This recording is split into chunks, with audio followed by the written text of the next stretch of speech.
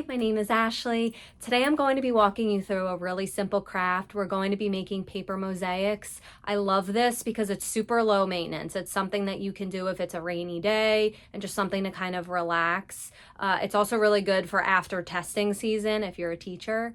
So before we get started, you're just going to need scissors, paper, glue, and a pencil. And of course, you can make anything you want, but I'm going to be walking you through how I made my sunflower. So if you have any questions, feel free to leave them below, and I'll see you in a minute. Once you have an idea of what design you want to create, we want to cut out our mosaic pieces. I'm sure most of us don't have a box of little squares laying around. So I like to use a bunch of scrap pages that I have saved for activities like this. And you can do a bunch of different shapes. You could do a bunch of different sizes. It depends how intricate you want to get. You could also just keep it simple and do a bunch of little squares and just keep it cohesive. It's totally up to you.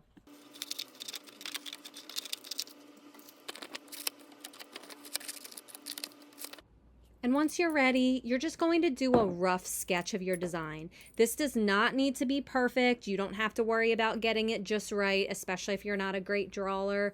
Absolutely no big deal because it's all going to be covered by the mosaics anyway. You just want to give yourself kind of a rough template. That way you know where you want to start placing those pieces.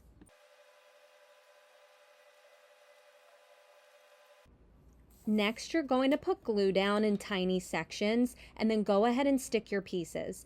I highly recommend doing very small sections with glue. Like I went definitely a little too extreme here because the glue will dry and then you're just going to have to keep gluing it and it just gets kind of messy. So I would just do small sections at a time and then place your pieces.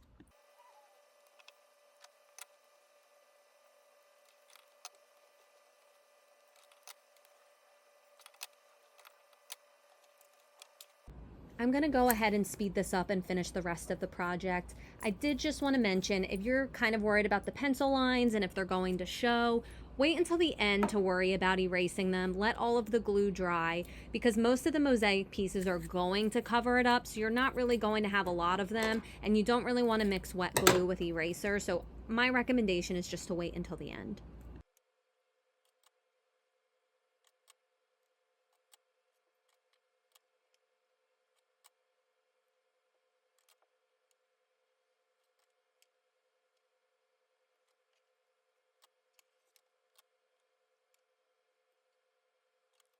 And this is our finished project. Of course, if you have any questions, you can reach out to me at the Comish Teacher. I would also love to see your project if you want to share. But for now, I'll see you later.